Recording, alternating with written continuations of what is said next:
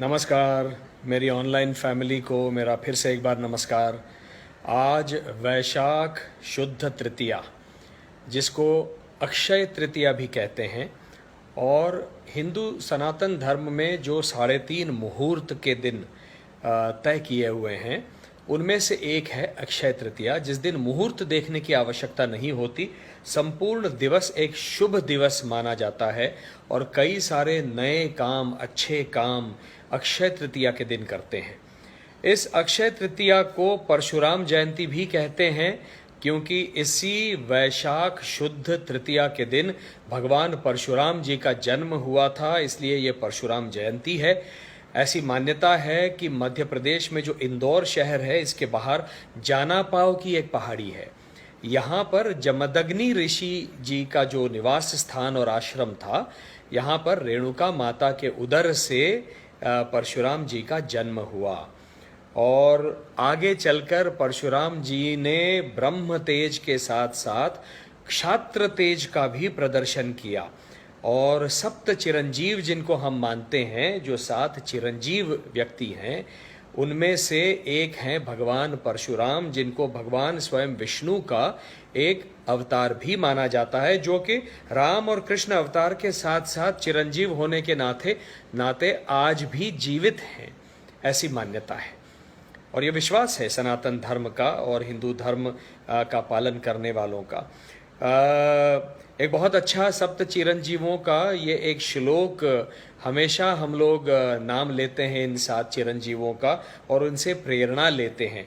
अश्वत्थामा बलिर्व्यासो हनुमांश्च विभीषणः कृपः परशुरामश्च सप्तैते चिरजीविनः।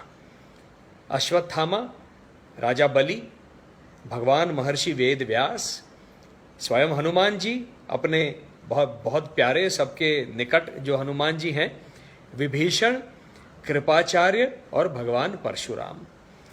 इनकी कथा ये है क्षात्र तेज और ब्राह्म तेज की, कि जन्म से तो ये वैसे देखा जाए तो ब्राह्मण स्त्री से उत्पन्न हुए, ब्राह्मण माता पिता इनके थे, जमदग्नि और माता रेणुका। लेकिन जब ये अपनी तपस्या करने हिमालय गए थे, तो मालवा प्रांत में महिष्मति जो नगर है, जो आज नर्मदा किनारे पर महेश्वर नाम से बड़ा फेमस है, महिष्मति के राजा कार्तवीर्य अर्जुन, इन्होंने ऋषि जमदग्नि के आश्रम में जो गाय थी, कामधेनु की पुत्री जो गाय थी, उसे जबरदस्ती लेकर जाना चाहा और लेकर गए। जब ये वापस आए परशुराम, तो इनको पता चला कि कार्तवीर्य अर्जुन ने ये गलत काम किया है, तो वो उनके पास गए गाय को वापस लाने के लिए। और कार्तवीर्य अर्जुन ने कहा कि ब्राह्मण हो, तुम क्या लड़ोगे मुझसे, लड़ो। तो कार्तवीर्य अर्जुन के समक्ष भगवान परशुराम ने अपना परशु निकाला और जो क्षात्र तेज का प्रदर्शन किया, और वहां पर कार्तवीर्य अर्जुन का वध किया। और उसके बाद उन्होंने, ऐसा कहते हैं कि 21 बार क्षत्रियों का निर्दालन किया। उसका अर्थ ये हुआ कि 21 क्षत्रियों को उन्होंने मारा होगा, उन क्षत्रियों को जिन्होंने अपनी शक्ति का दुरुपयोग करके लोगों का, अपनी प्रजा का दलन करना चाहा। जिनके राज्य में जो दुर्बल लोग हैं, उनका कोई कहना नहीं मानते थे राजा, या स्त्रियों का सम्मान नहीं था। और परशुराम जी का जो क्रोध का स्वरूप है वो तो हम जानते ही हैं। उनके पिता स्वयं जमदग्नि, मराठी में कहते हैं कि जो बहुत क्रोधित हो जाता है उसको कहते हैं कि ये जमदग्नि का अवतार इसने धारण कर लिया। तो जिनके पिता ही जमदग्नि हैं, उनका पुत्र परशुराम क्रोध का दूसरा अवतार माना ही गया है। क्रोध में आकर उन्होंने बड़े सारे लोगों को शाप दिए हैं, क्रोध में आकर 21 क्षत्रियों का निर्दालन कर दिया है। तो साथ में उन्होंने किस प्रकार से ब्रह्म तेज का प्रदर्शन किया है, वो सारे वेद, उपवेद, उपनिषद सबके ज्ञाता थे। वे स्वयं धनुर्वेद के ज्ञाता थे, और धनुर्वेद में जो सबसे बड़ा अस्त्र ब्रह्मास्त्र माना गया है, वो ब्रह्मास्त्र उन्होंने उसकी शिक्षा दी थी स्वयं पितामह भीष्म को, देवव्रत को और द्रोणाचार्य को। और स्वयं द्रोणाचार्य भी वैसे देखा जाए तो जन्म से ब्राह्मण हैं, भारद्वाज मुनि के पुत्र हैं। तो ये सनातन धर्म में बार बार हम देखते हैं, इतिहास में तो हमको ये कई उदाहरण मिलते हैं कि एक राजा जो है, जो जन्म से क्षत्रिय है, वो बड़े बड़े ऋषि मुनियों के आश्रम में जाकर ब्रह्म विद्या का ज्ञान, वेदों का, उपनिषदों का ज्ञान प्राप्त करता है। स्वयं भगवान कृष्ण वैसे देखा जाए तो जन्म से माता पिता जो हैं वो क्षत्रिय हैं, लेकिन ऋषि सांदीपनि के आश्रम में जाकर उन्होंने सारी शिक्षा वेदों और उपनिषदों के ली, तो साथ में इनके, ताकि ये अच्छे राजा बने।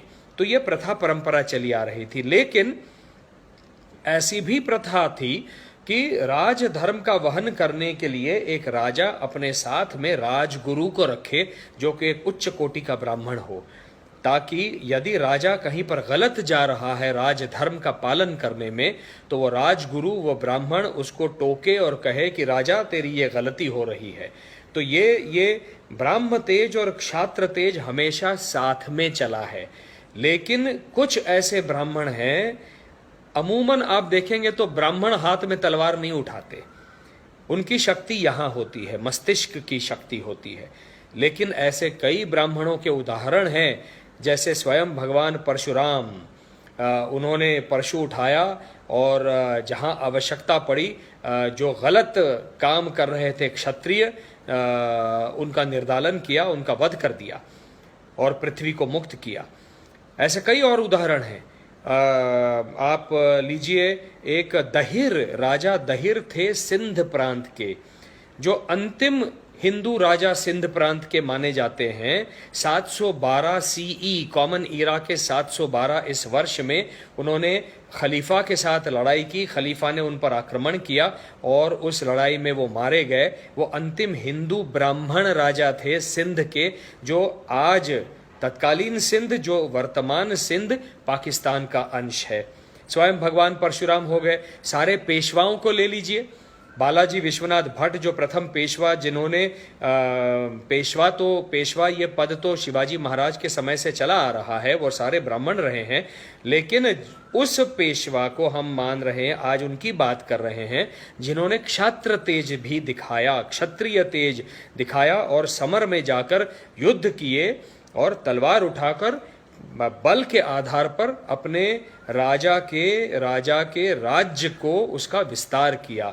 बालाजी विश्वनाथ भट्ट, जिसको प्रथम पेशवा हम मानते हैं, कहा जाता है, उनके पुत्र सुपुत्र बाजीराव बल्लाळ, जिनका नाम मस्तानी के साथ जोड़ा जाता है, उन्होंने तो मराठा साम्राज्य का इतना विस्तार किया, दिल्ली तक मराठा साम्राज्य पहुंच गया था। उनके पुत्र रघुनाथराव पेशवा, जो अटक, जो आज भी पाकिस्तान में है, अटक के पार जाकर उन्होंने ध्वजा, भगवा झंडा जो है उसकी ध्वजा फहराई। तो ऐसे कई उदाहरण हैं। आप स्वयं द्रोणाचार्य को ले लीजिए, या आप और नज़दीक के इतिहास में आएंगे तो आपको एक नाम मिलता है सातवाहन। ये सातवाहन ब्राह्मण था पैठण का, महाराष्ट्र के पैठण शहर से। जब मौर्य साम्राज्य का ह्रास हो गया, वो ख़त्म हो गया, तो इन्होंने अपना सातवाहन साम्राज्य की निर्मिति की।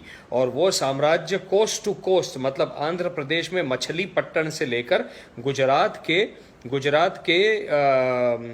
बैरीगाजा, मतलब उसका पुराना नाम बैरीगाजा है, जिसको भरूकच्छ कहते हैं, भरूच जो वर्तमान गुजरात का है, भरूच तक ये पूरा साम्राज्य फैला हुआ था। तो इतने बड़े बड़े काम क्षात्र तेज दिखाते हुए ब्राह्मणों ने भी किए हैं। और भगवान परशुराम ने तो उसके बाद सप्त कोकण का निर्माण किया। मतलब जो कहते हैं कि गुजरात में तापी नदी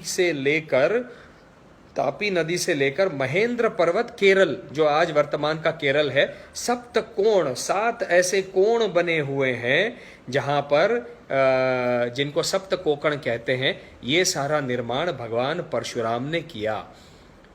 तो भगवान परशुराम जी का आज वंदन करते हुए उस ब्राह्म तेज और क्षात्र तेज का जो उदाहरण उन्होंने प्रस्थापित किया, उसको नमन करते हुए मैं आज आप सबको पुनः एक बार ये बधाई देता हूँ परशुराम जयंती की और अक्षय तृतीया की, कि हमें ये स्मरण रहे कि ब्राह्मणों को भी ये अनुमति शास्त्रों ने दी है, ये उदाहरण है कि यदि आवश्यकता पड़े तो ब्राह्मण भी तलवार उठाए, बंदूक उठाए और मानवता की रक्षा करे, राष्ट्र की रक्षा करे, समाज की रक्षा करे, समाज में जो दुर्बल घटक हैं उनकी वो रक्षा करे।